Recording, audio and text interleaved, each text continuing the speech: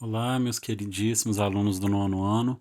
Vamos hoje retomar nossa aula de inglês e para completar a parte dos condicionais que ficou faltando aí para gente, hoje eu vou dar aqui, a gente vai dar aula aqui, encerrar aqui para vocês o terceiro condicional, que foi somente ele que ficou faltando. Tá bom? Vamos entender a sua estrutura, entender o seu uso, ver a diferença em termos de significado, né? Do uso dele, o que significa usar ele, comparado ao primeiro e ao segundo condicional. Então vamos lá. Terceiro condicional. Quando a gente fala no terceiro condicional, é bom a gente relembrar o que é o primeiro e o que é o segundo.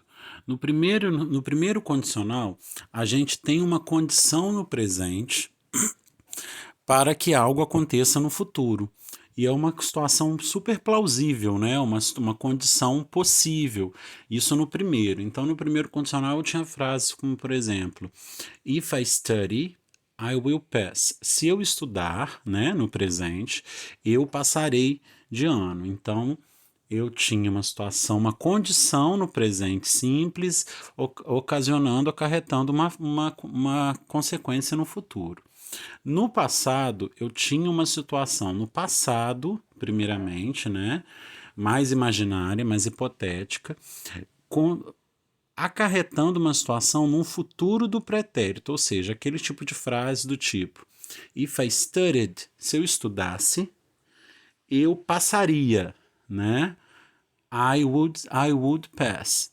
Então, eu já tenho uma situação um pouco mais imaginária. Aqui no terceiro condicional, eu tenho algo que não se concretizou, né? É algo que não é mais uma possibilidade. Vamos ver aqui, ó. Com o terceiro condicional, nós falamos sobre o passado. Ok. Nós falamos sobre uma condição no passado que não aconteceu. E é por isso que não há possibilidade para essa condição. Então vamos entender. O terceiro condicional é também como um sonho, mas não há possibilidade do sonho se tornar realidade. Então vamos ver como é que fica. A condição é o passado perfeito, que a gente chama past perfect. E o resultado é would have, que é a estrutura, mais o particípio passado. O que significa isso? Olha como é essa estrutura do terceiro condicional. Vamos ver primeiro a tradução para vocês verem do que a gente está falando exatamente. Se eu tivesse ganhado na loteria, eu teria tido 1 milhão. Olha que situação muito hipotética, né? E como que está essa estrutura? O primeiro a gente tem o past perfect, né? O passado perfeito.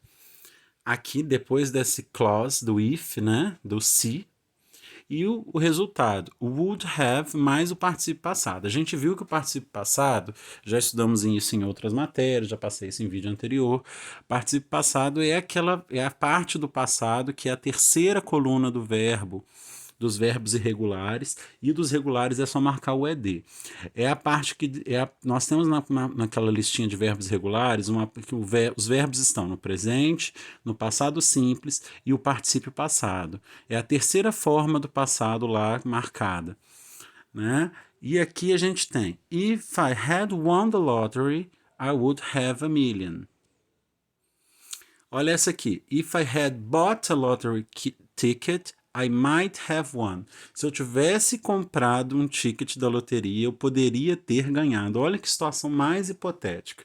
É normal usar também should have, could have, might have, instead of would have, no lugar de would have.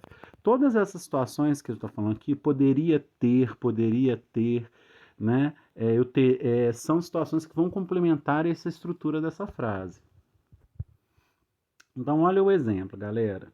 Primeiro a gente viu aí que vai ter o if, o passado perfeito, e o would, do outro lado vai ter o would have, né, a forma mais comum, mais o particípio passado. Como que é o passado perfeito? O passado perfeito, você vai ter o uso do had, né?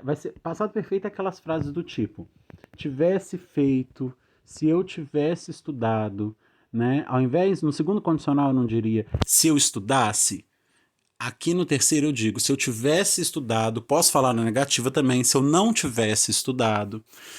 E aí, esse tivesse é sempre marcado pelo had. e vai ser o had mais o verbo no particípio. Isso que vai formar o past perfect. Então, por exemplo, se eu tivesse visto Mary, essa aí, ó, if I had seen Mary, eu tenho had, que é o tivesse, e vou colocar o verbo ver na forma do particípio dele, que é seen. Né? A terceira coluna lá, porque o verbo see é see no presente, saw, S-A-W, no passado simples, e seen na terceira coluna, né? No particípio. Então, se eu tivesse visto Mary, if I had seen Mary, I would have told her. Eu teria dito a ela. Tá vendo? Eu botei a would have e o particípio passado do verbo tell, que é told. Olha a segunda aí, ó. Natasha had been free yesterday. If Natasha had been free yesterday, ou seja, se a Natasha tivesse estado livre ontem, eu teria convidado ela.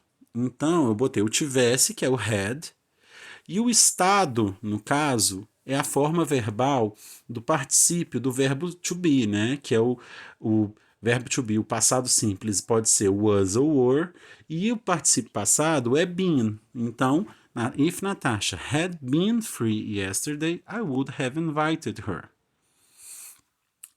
Olha a próxima aí.